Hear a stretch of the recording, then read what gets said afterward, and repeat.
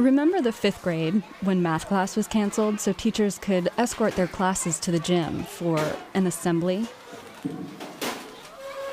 Troops of 10-year-olds squirmed in rows on the linoleum floor until the principal held up her hand, stared, and 400 kids magically went quiet. Then Officer Friendly came from the police department to celebrate seatbelts. Or some other kid's father showed up dressed as a pilgrim. Or Abraham Lincoln. Kevin Weinert is that guy. I was just looking in the mirror, the rearview mirror of my car as I was driving down the road, and I thought, I'm skinny enough, I'm almost tall enough. I have the big nose and the big ears. I could shave off the mustache and be Abraham Lincoln. Weinert tries to show kids that Lincoln was a real person. We see him in the pictures looking very serious and stoic. And to get them to realize he was a lively man, he enjoyed a good joke, he liked to laugh. Once he gets their attention, he turns to some of the thorny myths about Lincoln's philosophy, especially slavery. As much as he hated slavery, as much as he wanted slavery to end, he wasn't an abolitionist. For his time, he was a progressive. But Abraham Lincoln, by our standard, was a racist.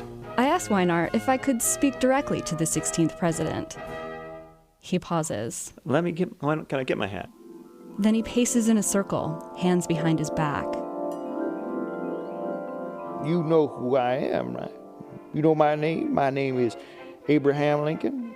Mr. President, your hat isn't as tall as I expected it to be. Many people, when they see my hat, they're a bit surprised. They expect to see a 2-foot-long stovepipe sitting on top of my head. Now, why would people think I'd wear a stovepipe on top of my head?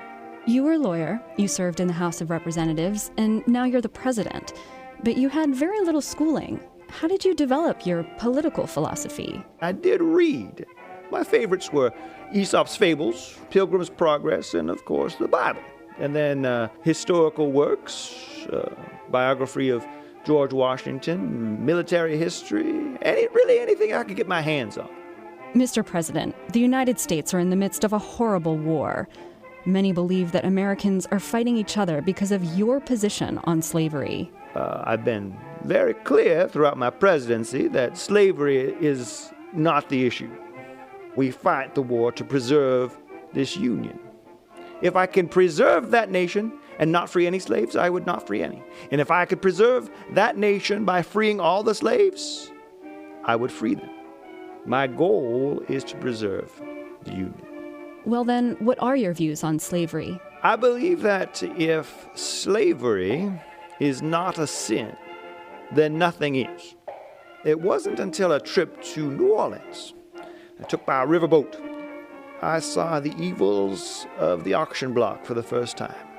I remember striding away from that scene filled with rage, and I remember saying to a friend, someday I'm going to hit that, and hit it hard.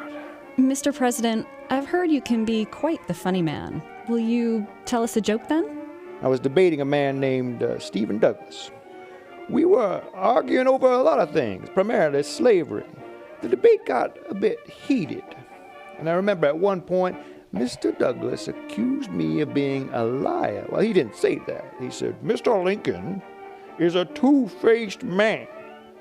When it got to be my turn to speak, I came to the podium, I looked at the crowd, and I said, now, Mr. Douglas, if God Almighty had given me another face to wear, do you think I would wear this one? With Honest Abe, Abraham Lincoln, I'm April Demboski. Now back to the 21st century and philosophy talk.